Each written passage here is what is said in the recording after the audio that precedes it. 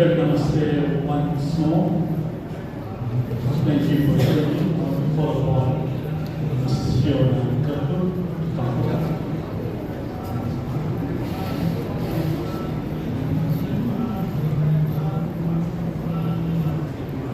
We are going to dispense with two speakers. The first one is Kirkwood, who is a very close and old dear friend of Sunitha.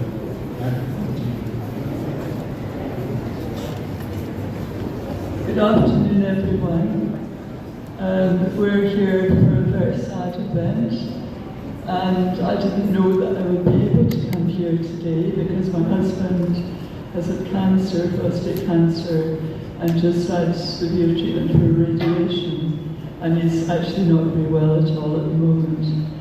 But when I heard the news yesterday from Yuhina and saw Rahul's post on Facebook, I went to bed and I couldn't sleep last night. All I could think of was all the things that happened between Sunitha and I over the years, and how many things which have probably impacted each other's lives in most unusual ways. When I met Sunitha, I had just arrived from Scotland about 2 years before, and as a strange fluke, can you hear me okay? Is the sound all right? So by some strange fluke, I landed a job at the University of Durban Westville, and it was during apartheid, so I was a white lecturer in an predominantly Indian university, and it was an incredible experience for me in those days in 1977.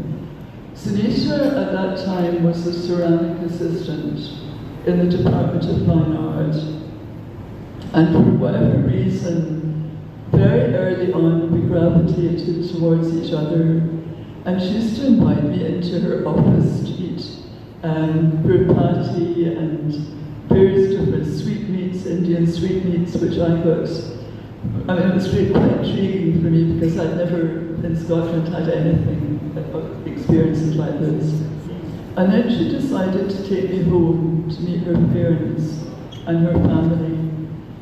And she said to me later on that it was a very unusual thing because apparently her father didn't like many of her friends. But for some reason, when I arrived there, he did take to me, and so I became almost a kind of strange part of the family for 50 years. Sunitha was a very talented person. She was a very excellent potter.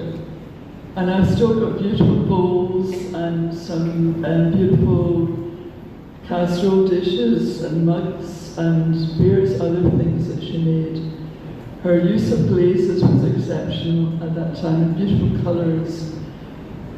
Anyway, we became friends, and during apartheid, I would sort of take her off to see some movies, which unfortunately wasn't meant to be done in those days.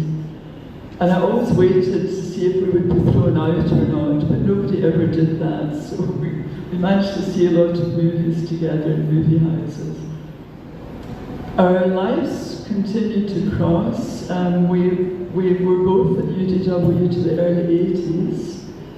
And after that, we just remained friends. And I got to know her family very well. Her brother, Kumar, his wife, Ashley, and their children. Some of them are here today, Anita and Sewbaran. Unfortunately, Yuhina's not able to be here because of her bad health recently. But I did speak to Yuhina yesterday on the phone. So it's hard for me to, as it will be for many of you here, particularly when you're related to Sunitha directly, to lose what she meant to you. And I think that you'll never really lose it.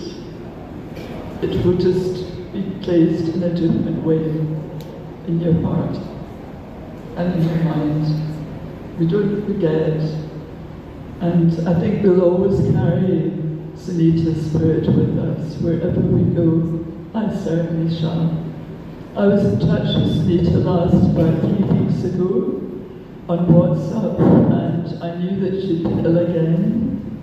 I knew what was going on with her, and she knew what happened to my husband. So we didn't meet recently, but we were always in touch with voice messages and text messages. And just for some reason, we just loved each other. Thank you very much.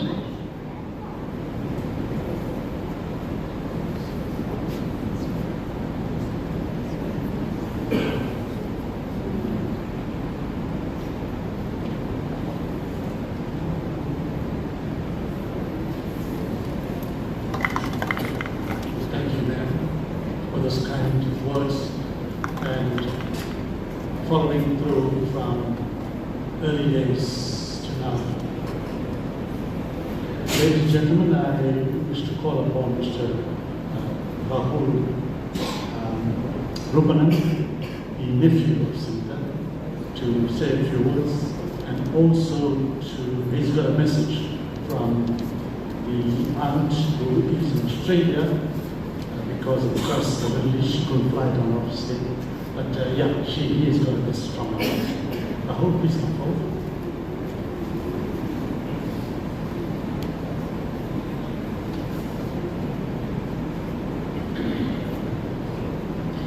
Thank you, Panditji. Good afternoon, one and all. As Panditji introduced myself, I'm one of the nephews of Sunitha Das Sewbaran, whom we fictionally call Ba in our family. And I think it was a term that we all used. And on behalf of the family, I just wanted to extend our sincere gratitude to everyone who has attended today, and to those who have sent their condolences and messages of support regarding the significant loss that was of a figure that was central to our family. The term Ba in Indian culture is a respectful and endearing term. It is used to address a matriarch family member who is a mother, a grandmother, or an elderly respected lady of the family. It signifies deep respect and affection, an acknowledgement of authority, and a nurturing role within the family structure. And there is no more perfect term to describe Ba, as she was a motherly figure to our current generation of her nephews and nieces, and the next generation of grandnephews and nieces. We were a large communal household and grew up initially at 35 Winchester Drive. We all grew up not only with our parents, but Ba as a central figure of that household as well. Ba is a third generation Indian born in South Africa on the 29th of January 1941. She is the daughter of Donde and Vanitha Das Sewbaran, my grandfather who lived in Clearwood with his 6 brothers and 2 sisters. As the family was growing in Clearwood with the children joining the family, there was a move from Clearwood to Lanyon Grove, a very peaceful and quiet place near Botanical Gardens and Curry's Founder. And from that point, the house growing even more, we moved to 35 Winchester Drive, which is still looked after by my cousin Eugenia and Charles. There was an era where there was no commercial flights overseas, hence to source goods for business, my grandfather very often traveled to India by sea.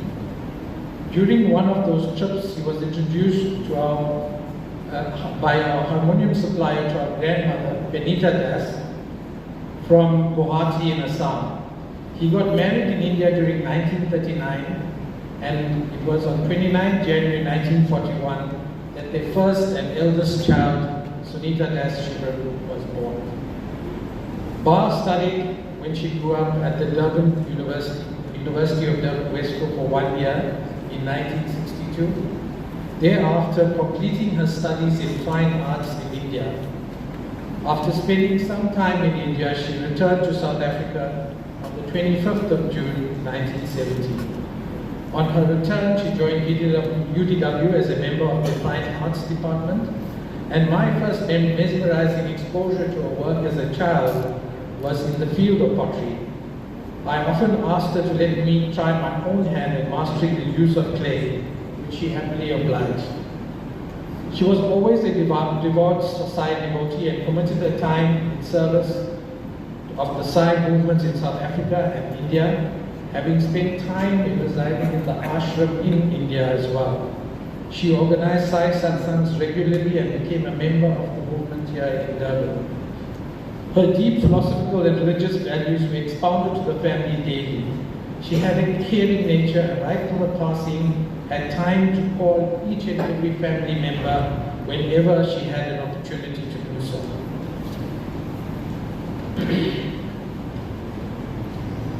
It was in fact on her call to me this week that I had planned to visit her yesterday on Saturday, but that visit did not emanate because of her untimely passing.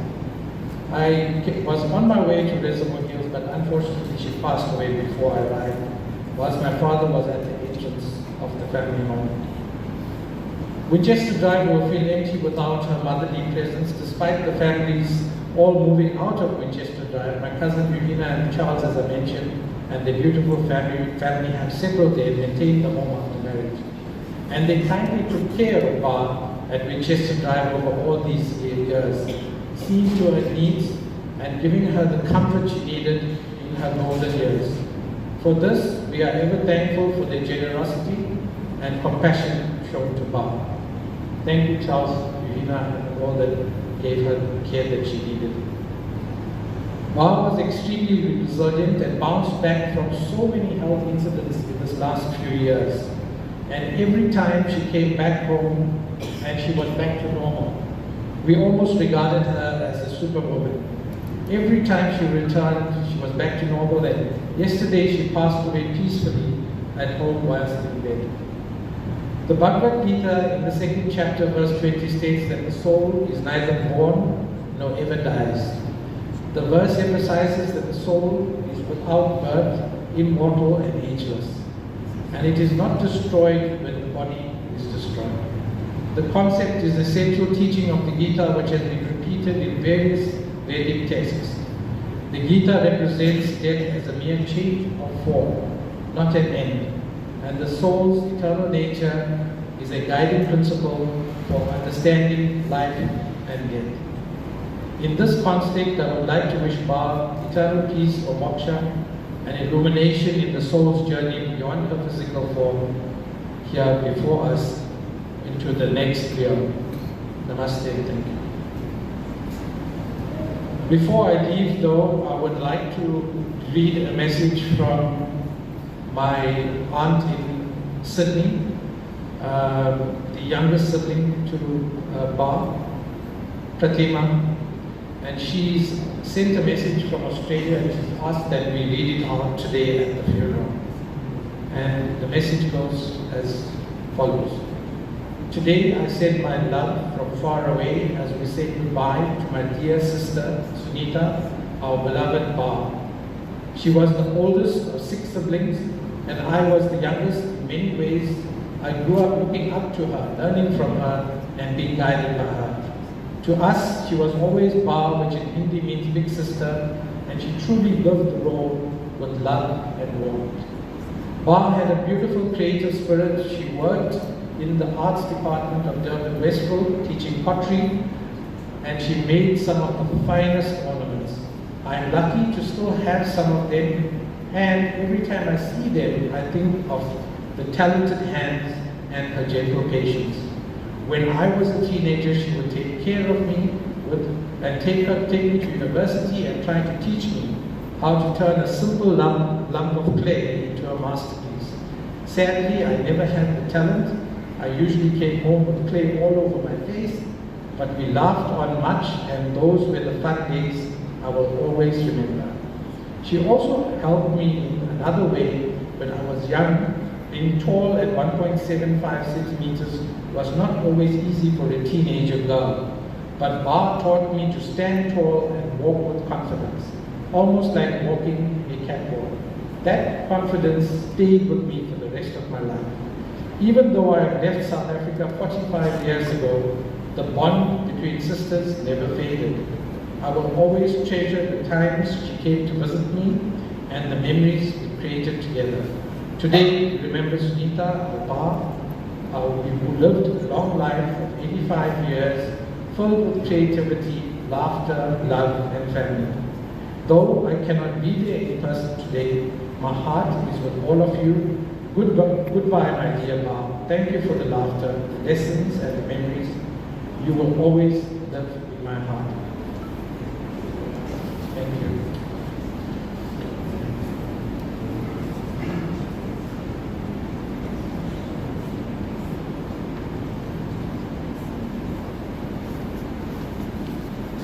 Thank you, all, for those words of wisdom, especially from far away in Australia, Sydney, Australia, to give a message, heart, support to the bereaved here in Durham. I call upon Abid to come forward to address you.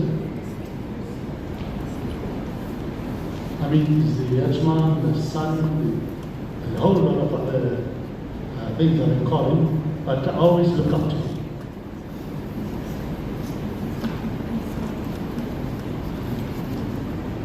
Today, family and friends, this will be a hard one, right?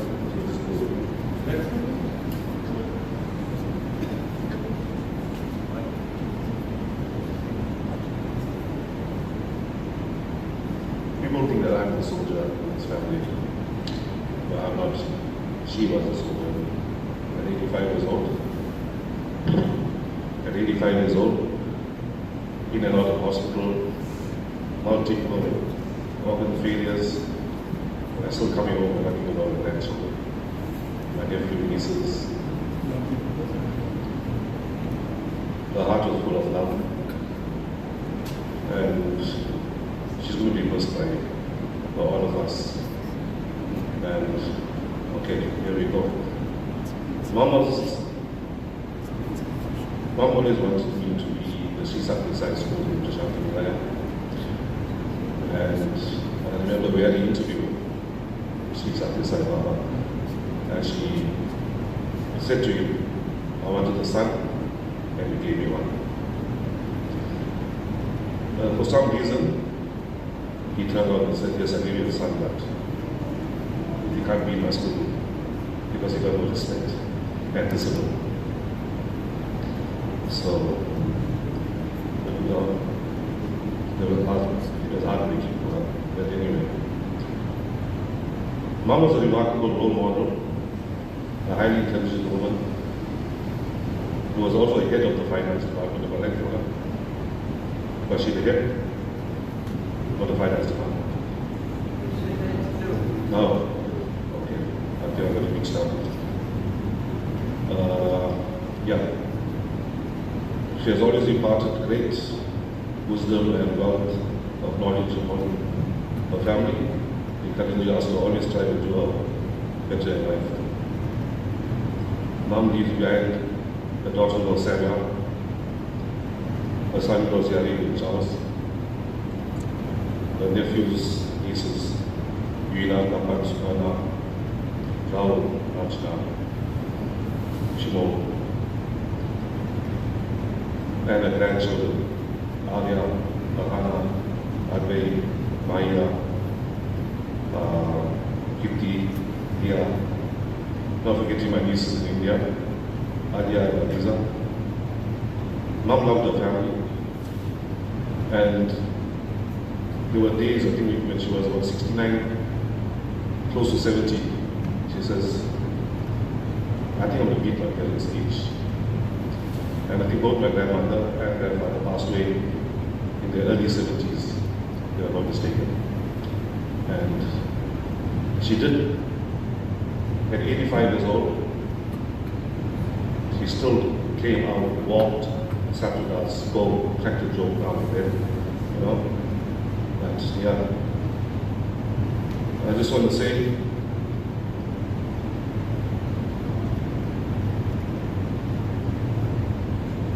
You know, Mom, today is the hardest day of my life, and I will miss you dearly. I will never forget the days when you sent me messages and phoned me. I need transport back home to the hospital. Please come pick me up. And it was hard, but I do apologize. And yeah, so from the Sewbaran, Isaac Rupnan family and the Romani family and the Singh family, I just want to say I love you. I'm going to miss you, but you'll always be in my heart. And your teachings will forever be honored and cherished. Rest well, Mom. Love you.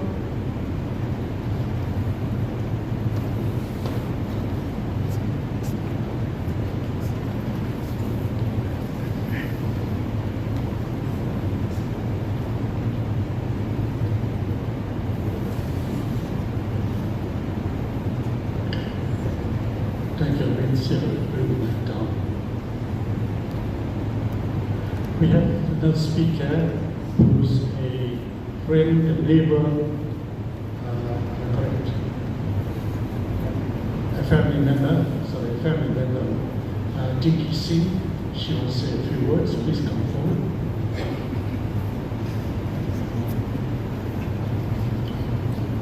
I'm sorry, miss.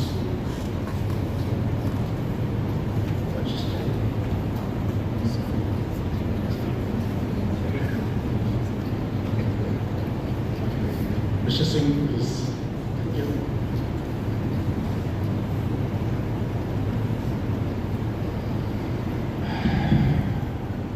Namaste, friends, family, loved ones, and members of our community. We are gathered here today to honor a life that was in essence a quiet masterpiece of love. The life of Sunitha Sewbaran, a genteel lady, one softly dignified, one without a family unto herself, but who never misunderstood the very nature of motherhood in her devotion to the progeny of her siblings, dedicating her life with the extra set of hands when things got chaotic, a soft lap to cry on, bedtime stories on feverish nights, giving the gift of time with her unwavering presence to nieces, nephews, grandchildren, and I will have no doubt to all others that will have ensued. The thread that helped weave your family's tapestry. So today we don't just mourn the loss of a wonderful woman, we celebrate the extraordinary life of devotion and say goodbye to a lady of grace and substance, while she showed us what it truly means to be family. My life with the Sewbarans goes back to the 1950s, with my dad introducing me to Indian music at a shop called Rupanan's, Sunitha's dad's place. That was the cultural hub of South African Indians, where the Rupanans brought India to South Africa. Strong ties emerged in the 1970s when my brother Pierre married Sunitha's sister Pratima, and then firmly entrenched with my son Yeri, marrying Suparna, Sunitha's niece. So I'm part of a family deeply embedded. Sunitha's commitment to education started in the 60s and 70s in fine arts at the University of Durban, Westport. Something profoundly prophetic in molding the medium of clay, which is just earth, water, and dust, into something exquisite that is fired in the kiln's fierce heat to create vessels that showcase God's gifts, flowers. And she transmitted this spiritual connection of hers to shape the children in her life in later years. It was an early prophetic engagement. After retirement, she devoted her time to her late brother's children, Tapan, Yuhina, Suparna, and Amin. And on Yuhina's marriage to Charles marked a milestone in their lives, a transformation of general conditions by Charles's commitment to standards second to none. His unwavering devotion to family upliftment changed the lifestyle at Winchester to exemplary, where Sunitha basked in the sun in her remaining years. Thank you, Charles, for being Charles, for all that you've done. And on this note of devotion and duty, Eugenia, as Sunitha's time of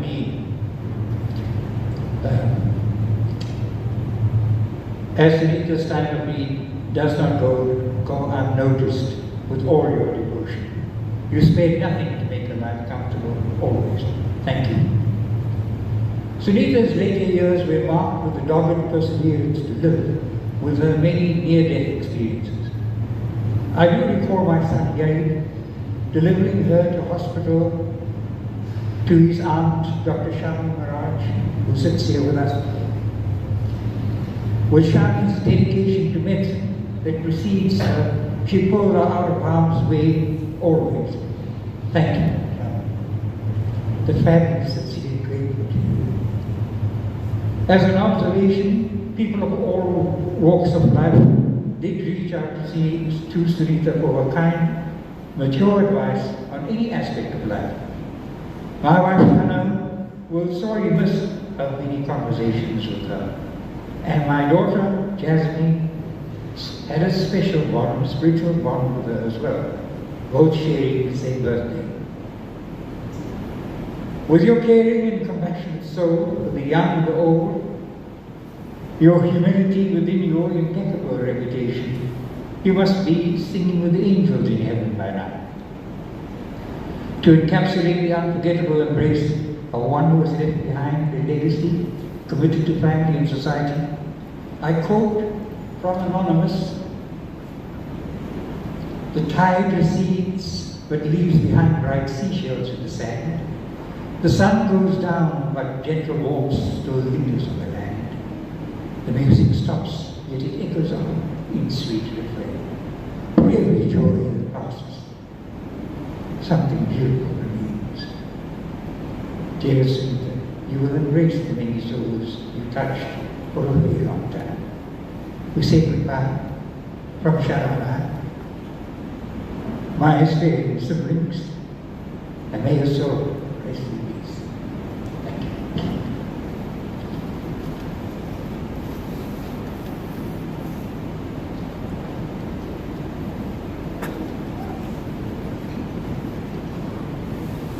Thank you, Mr. Singh, for those kind words, wisdom, and the historic manner in which you presented this tribute. Are there any more speakers, sir? Thank you. We have heard quite a lot. Some key words came up. When Rahul indicated something about the Gita in chapter 2. And I picked up Blighty indicating celebration. We need to celebrate life whilst we are still here on earth. We need to take the baton of that celebration and pass it on to others. And what beautiful way in which Singh indicated the works and the lifestyle of Sunitha. Let us take a few pages from there and take that as a baton, as an athletic relay, and use that wisdom, use that positiveness to create more positiveness, more wisdom amongst our siblings, our children, our grandchildren. How beautiful it is. Many a time we come here to this podium and we speak so well of persons who have articulated the way of life, the positive way of life. Let us take one or two aspects of that positiveness, that positivity, and try to emulate our children and grandchildren. I know it's a difficult task. The generation gap is there. Our children, our grandchildren would not be able to sit and listen to what our elders have achieved, what serva they have done. We need always to inculcate in them the wisdom of our elders, the wisdom of our forefathers, and let that lesson be something they would take forward. And then the only way they take forward is to perhaps sit in forums like so, attend satsangs, attend to the various ways of life a Hindu person deals with. And unfortunately these things are failing. But yes, we are the custodians of the Hindu way of life, and let us project and let us take a bit from what Sunitha had done, what I've heard today, and let us use that and let that be a catalyst to move Hinduism forward.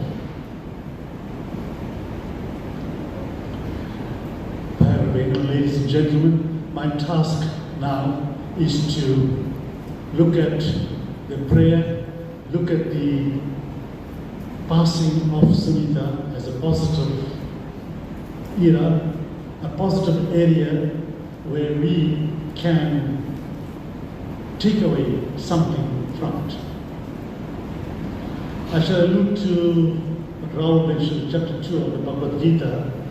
I want to go a little further, indicating that from verse or shloka number 21 to shloka number 28, wherein the conversation between Arjuna and Nishalavan very aptly emulates the aspect of life and death, of soul and matter, of being a good Hindu. I want to perhaps start off with our sloka in the Gita on chapter 2, verse number 21, wherein it states the following. Obviously, this is our Sanskrit which I'm going to recite, but I want to break that down into English where we'll be able to understand it much, much better. But that doesn't mean to say that you don't have to go and read this, the Sanskrit version in the Bhagavad Gita the way it is.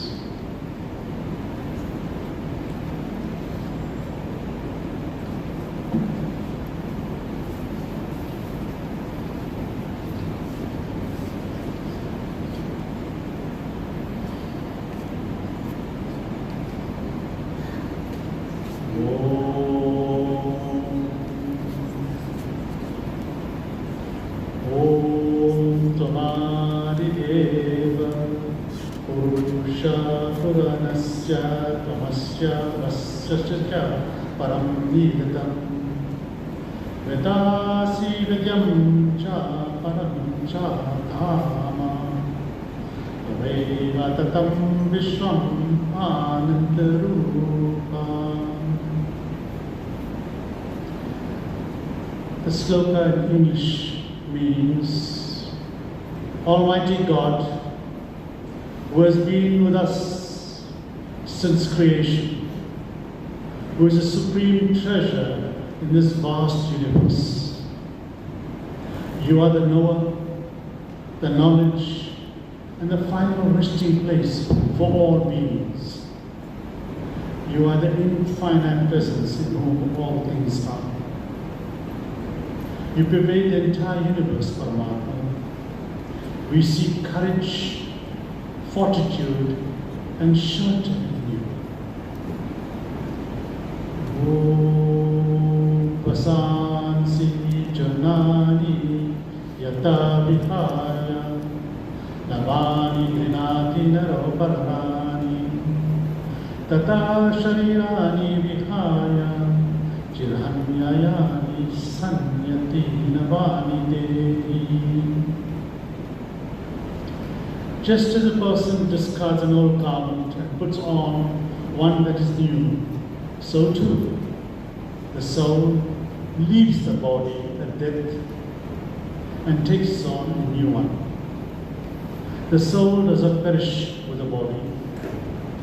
O Paramatma, may we take courage from this truth. Om Najayata Mitraha Vakadachan Nainam Bhutva Bhavativa Nabhuya Ajo Nitya Sasvoyam Puranona Hanyate Hanyamane Sharire.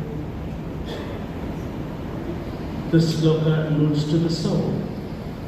Never is a soul born, never does it die.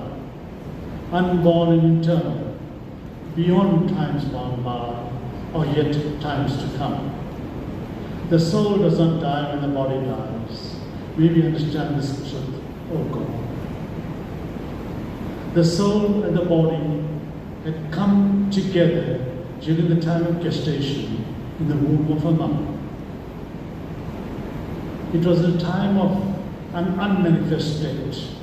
When birth occurred, we call it the manifest state.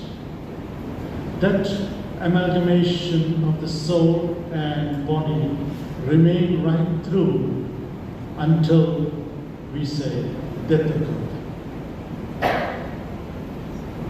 The soul left the body because the soul could not continue being in partnership with the body. Paramatma called the soul for a better task. And that soul went into a higher rung. Just as a child from perhaps grade 3 goes up to grade 4, always climbing up the rung. This particular soul has done its fair share on earth in the name of what we call Sunitha Das. And there came a time that this particular soul needed to go into the arms of Paramatma. And what was left behind is the Sharira, the body. We don't refer to it anymore as a name, but we say the body. As members of the family, relatives and friends, we need to give this particular body the correct abode that's determined in our scriptures. And hence, we've come here to this lovely abode wherein we are assembled here to release this body into the furnace, Agni. But yes, there are other ways in which one releases the body. Perhaps you look at the graveside where you dig a grave and place the body in the grave. Some communities, like the Parsis, leave the body in higher places, high buildings, mountaintops, etc., for the birds of prey to devour it and comes to dust. Then, like Central Africa, we have the deceased placed in dense forests for the wild animals to take care of it. And then those of you know, a couple of years ago, I think before COVID, we had Bin Laden being thrown into the sea, called the sea burial, and lots more. But we as Hindus, from time immemorial, we believed, and we still believe, that the deceased needs to be incinerated as quickly as possible, thus avoiding any adverse viruses, any type of negative aspects to the community, to the environment, etc. And so, yes, we have indicated that the cremation is rather the best way to dispose of the Sharira, of the body itself. I'm going to speak more about the soul. The soul is never born, never dies. It leaves the body and moves on. The sloka reads thus: Om Najayate Mitrah Vakadachan Nenam Bhutva Bhavita Vana Bhuyaha Ajo Nitya Saspoyam Purano Nahanyate Hanyamane Sharire. It alludes to the fact that the soul is never born, never does it die. Unborn and eternal, beyond times gone by or yet to come. The soul does not die when the body dies. May we understand this truth, O Paramatma. This brings the thought to an old Irish song where it says, John Brown's body lies a moaning in the grave, but his soul goes marching on. So here it is. We have got the Western way, the Western world also understood that the soul never dies, the soul goes marching. The soul goes to another level, and until it continues to reach higher levels, and we say that we want the soul to reach moksha or liberation. And does the soul get wounded? No. The sloka says, Nenam chindanti sastrani nenam dadati pavakaha na chainam jayanam ponam sosati muradu. This soul no weapons wound, no fire burns, waters cannot wet it, and winds cannot dry it. Oh God, may we find comfort in these truths. Om Avyaktani Udhani Vyakta Madhyani Bharataha Avyaktani Hanya Eva Tatra Kamari Devana. This mantra is the Yajurveda, which indicates that all beings are invisible before birth. They are invisible again after death. We see only the mortal being in the existing lifespan. O God, grant us the wisdom to accept this truth. In the Puranic way of life, we say that Brahma is a creator, Vishnu the sustainer, we are in the sustaining period right now, and Maheshwara is the dissolver. In the Rigveda, we say, Om Ya Atmana Balada Yasha Vishnu Pasate Prashisham Yasya Deva Yasya Chayam Yasya Vidyu Kasme Deva Yam Bhavishwa Videma. Understandably that we as human beings are the highest form of God's creation. We are the most intelligent. We are the most precious God's work. We ask Paramatma in this hour of distress, we need you. Oh God, we've got emotions, we have got bonding, we have this thing in us that we have attachment. But the Gita in chapter 5 says, detest with attachment. Read through Gita chapter 5. It talks about attachment. We ask Paramatma, we say to Paramatma, that you alone can give us physical beauty and spiritual strength, all blissful divinity, whose grace is immortality, whose praises we sing by bhajans and satsangs, etc.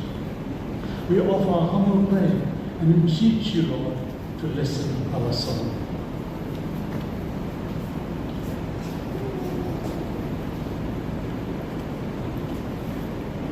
This particular mantra from the Rigveda, I would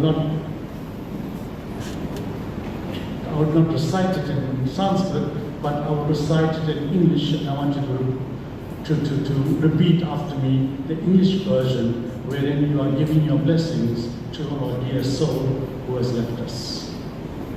So let's together, O God, repeat after me, O God, who is self-luminous, who dispenses justice even-handedly, and who rewards everyone justly. May the soul's body find peace in every direction. O omniscient and all eliminating Lord, the creator, the sustainer, and the dissolver of this universe. May this soul be given a worthy abode.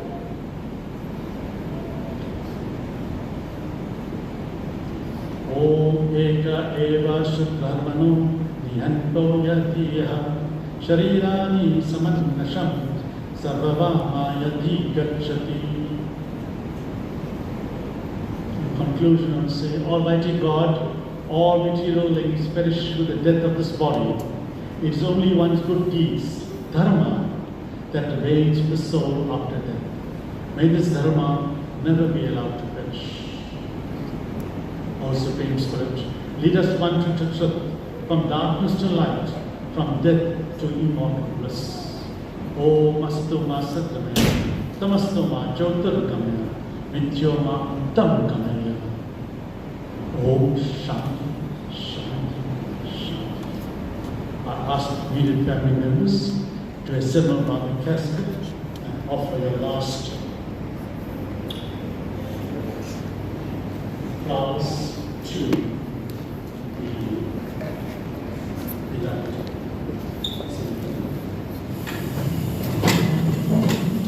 All that has been done, I would like all of us to rise and we'll do the Shanti part. And thereafter, we shall take the casket into the antechamber.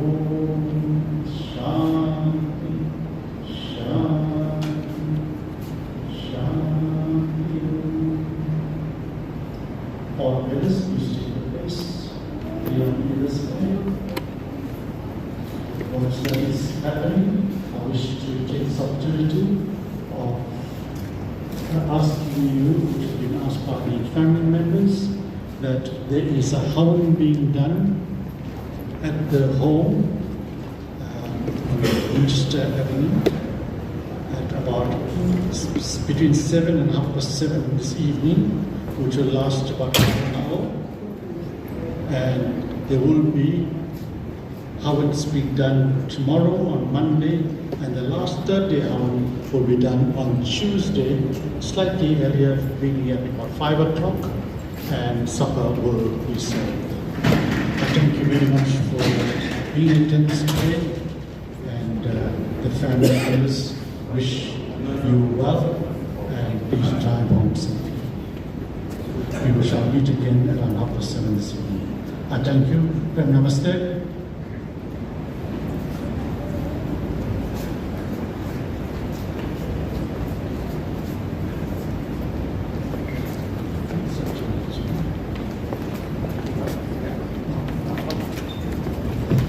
Immediately after the cremation, meals will be served at the common residence. Thank you.